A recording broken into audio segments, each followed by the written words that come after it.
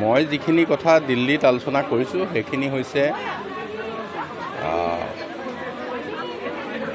বিশেষকৈ যিটো দুৰ্যোগ প্ৰশমন বিভাগৰ অথৰিটি বুলি কয়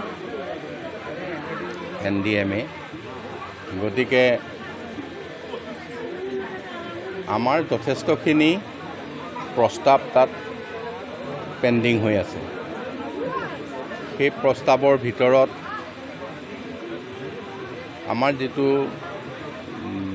ডিমা হাছাওকে ধৰি এটা ডাঙৰ লেণ্ডশ্লাইড হৈছিল, তাত 67 কোটি টকা আমি তাৰ কাৰণে দিয়া কথা আছিল, সেইটো কথা এটা চূড়ান্ত পৰ্যায় পাইছে।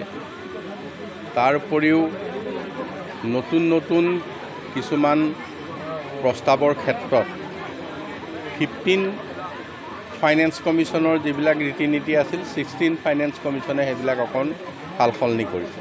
সাল সলনি কৰাৰ ফলত এতিয়া জনসংখ্যা হিচাপে যিটো টকা আবণ্টন দিয়ে, তেতিয়া আমি আমাৰ উত্তৰ পূৰ্বাঞ্চলৰ ৰাজ্যবিলাক অলপ লুজাৰ হওঁ। আচলতে ডিজাষ্টাৰ ক'ত কিমান বেছি হয় সেইটো হিচাপে আবণ্টন হ'লে তেতিয়া আমি 15 ফাইনেন্স কমিশ্যনত সেইটো আছিলে।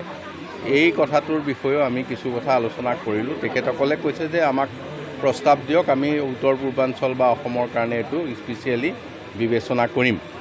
তেনে কিছুমান প্ৰাৰম্ভিক কথা আলোচনা কৰা হৈছে আৰু তেওঁলোকে এটা কথাই আমাক এক্সপিৰিয়েঞ্চ দিছে যে আপোনালোকৰ স্পেচিয়েল যদি কিবা প্ৰস্তাৱ থাকে সেই প্ৰস্তাৱ লৈ আমি বিবেচনা কৰিব পাৰিম। এতিয়া ধৰক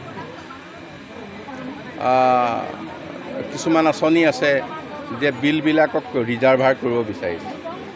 মই তাত কৈছোঁ যে পৰীক্ষা কৰক যে কলংটো ৰিজাৰ্ভাৰ হয়নে নহয়।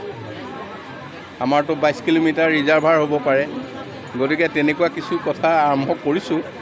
এতিয়া খুব সোনকালে গোটেইখিনি উলিয়াবলৈ বিচৰা নাই। এনেধৰণৰ কিছুমান আঁচনি কথা তাত পতা হৈছে আৰু মই ভাবিছোঁ লাগি থাকিলে আমি নিশ্চয় কিছু কাম কেন্দ্ৰীয় চৰকাৰৰ পৰা আদায় কৰিব পাৰিম।